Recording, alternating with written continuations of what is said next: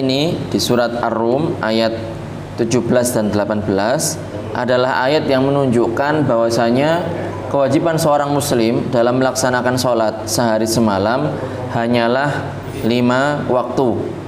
Dan juga berdasarkan sabda Rasulullah Sallallahu Alaihi Wasallam, ya, yang diriwayatkan oleh Imam Ahmad, bahwasanya Rasulullah Sallallahu Alaihi Wasallam bersabda, khamsu sholawatin katabahunallahu alal ibad. Jadi 5 sholat waktu, jadi 5 waktu sholat yang diwajibkan oleh Allah Subhanahu Wa Taala atas para hambanya. Yang sudah kita ketahui yaitu sholat zuhur, kemudian sholat asar atau al-asr, sholat asar, maghrib, sholat maghrib, kemudian isya, sholat isya, kemudian sholat subuh. Jadi cuma 5 waktu ini, tidak ada yang wajib kecuali hanya 5 sholat ini. Sholat tarawih tidak wajib, sholat witir tidak wajib, sholat duha tidak wajib, sholat malam juga tidak wajib. Semuanya selain sholat 5 waktu ini hukumnya adalah sunnah. Sunnah berarti apabila dikerjakan mendapatkan pahala dari Allah, dan apabila ditinggalkan maka tidak berdosa. Berbeda dengan sholat 5 waktu ini, maka hukumnya adalah wajib, harus dikerjakan, ya. Apabila ditinggalkan maka pelakunya berdosa dan wajib untuk mengqadha seperti perincian yang akan kita sebutkan. Jadi namanya sholat 5 waktu berarti ya ada waktu tertentu. Tidak dikerjakan di sembarang waktu, tetapi menyesuaikan dengan waktu-waktu yang telah ditentukan oleh syariat Islam. Nah, yang pertama tadi kita sebutkan adalah sholat zuhur. Sholat zuhur ini dinamakan sholat zuhur karena ya di waktu siang. Zuhur itu maksudnya adalah jelas waktu siang. Ya.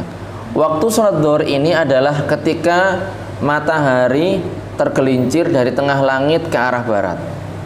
Jadi pada saat matahari tengah langit kemudian bergeser, gengsir kalau orang Jawa bilangnya, tergelincir dari tengah langit ke arah barat walaupun hanya sedikit, maka itu sudah menunjukkan waktu sholat zuhur. Tetapi bagaimana kita tahu?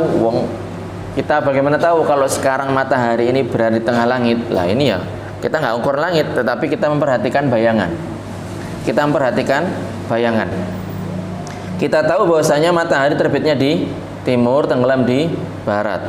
Pada saat matahari terbit di timur, maka bayangan suatu benda ini berada di barat dan jauh lebih panjang daripada benda itu sendiri.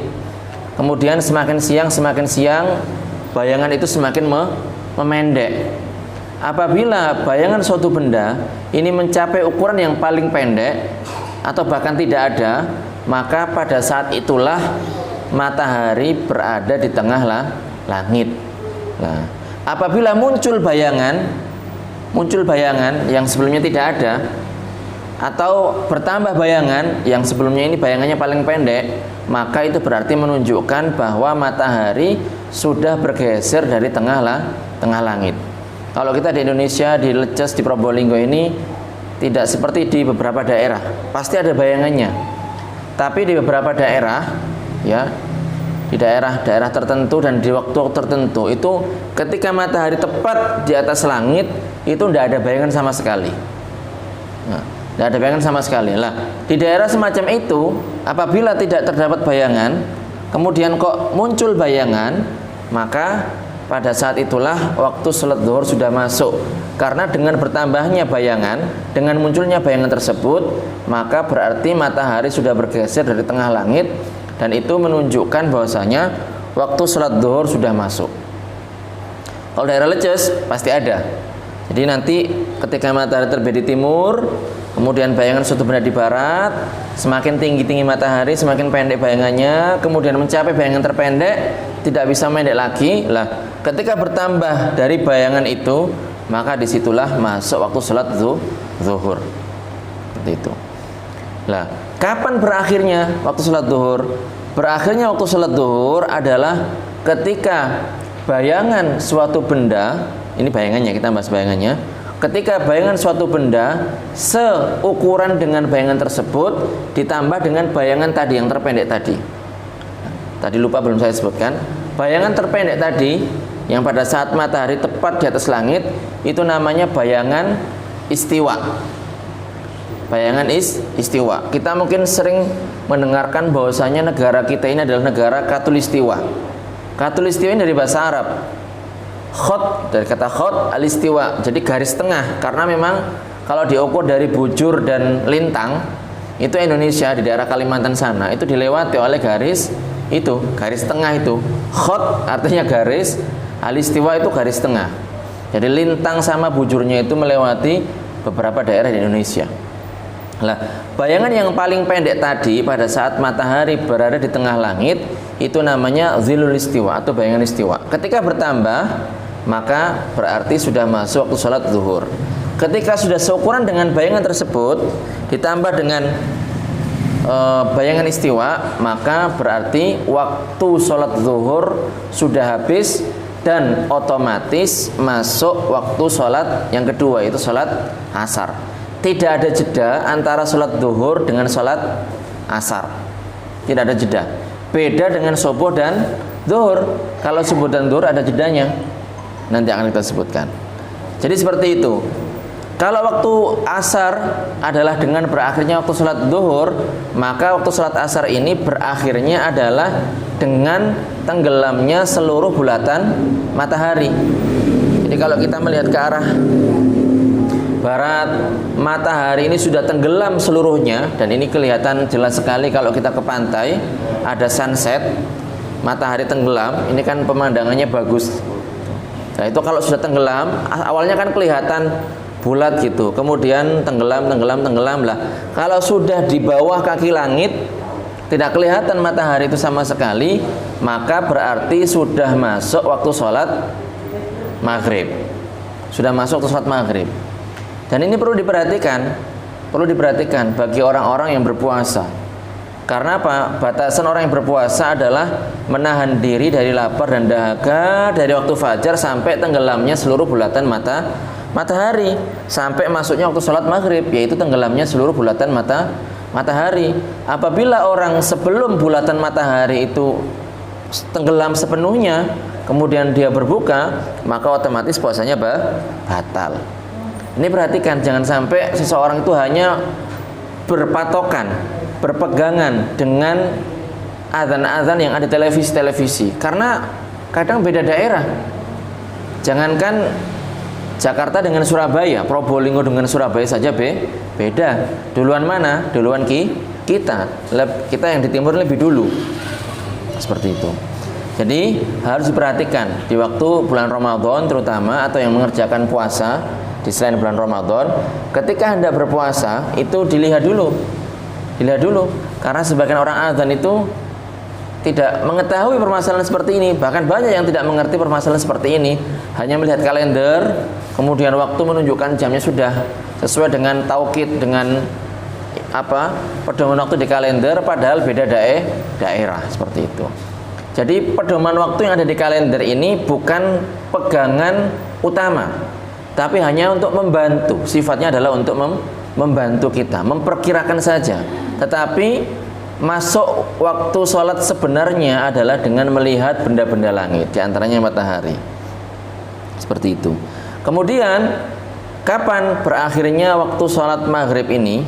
Nah, berakhirnya waktu sholat maghrib adalah, ya tadi kalau mulainya adalah dengan tenggelamnya seluruh bulatan matahari, maka berakhirnya waktu sholat maghrib adalah ketika hilangnya mega merah. Jadi kalau kita perhatikan, setelah matahari tenggelam itu kan nggak langsung gelap gulita, tidak langsung gelap gulita, tetapi ada cahaya-cahaya merah di langit sana. Itu namanya mega merah. Jadi kalau di arah barat mega merahnya ini sudah tidak kelihatan, maka itu menunjukkan bahwa waktu sholat maghrib ini sudah habis. Tapi kalau mega merahnya masih kelihatan, berarti masih ada. Seperti itu. Nah, waktunya sholat isya bagaimana? Yaitu dengan habisnya waktu sholat maghrib, dengan tenggelamnya mega merah di langit. Itu sudah masuk waktu sholat isya. Jadi sudah tidak ada jeda antara maghrib dengan isya. Dengan berakhirnya waktu sholat maghrib, maka dimulai waktu sholat isya. Seperti itu. Sholat isya ini kalau di Indonesia panjang. Biasanya kalau tadi misalnya jam 7 sudah masuk, jam 7 kurang sudah masuk, sampai ya sekitar jam 4 kurang lah kalau di Indonesia, panjang seperti itu. Nah, sampai munculnya namanya fajar shodiq, munculnya fajar shodiq. Nah, jadi kalau sudah muncul fajar shodiq, maka waktu sholat isya habis, kemudian waktu sholat subuh sudah masuk. Orang yang berpuasa berarti dia harus mulai, dia sudah tidak boleh memakan dan meminum atau melakukan sesuatu yang membatalkan puasa, seperti itu. Cuman karena biasanya orang itu nggak memperhatikan, biasanya mereka ini ada waktu berhati-hati. Jadi sebelum beneran masuk waktu sholat maghrib itu biasanya ada jeda sekitar 10 menitan seperti itu untuk kehati-hatian, 10 menit atau 15 menit tergantung. Nah, apa yang dimaksud dengan fajar shodiq? Tadi kan kita sebutkan bahwa waktu sholat isya ini dimulai dari tenggelamnya mega merah dan berakhir dengan munculnya fajar shodiq. Yang dimaksud dengan fajar shodiq di sini adalah pertama cahaya putih, warna putih, ya, yang ada merah-merahnya tapi tipis. Di warna putih ada merah-merahnya dikit, yang horizontal, yang muncul di arah timur, yang muncul di arah timur. Jadi kalau misalnya kita jam 3 bangun, monggo, apalagi di daerah yang tidak banyak listriknya. Kalau banyak listriknya agak susah memang. Di daerah yang gelap ini lebih mudah ditelusuri.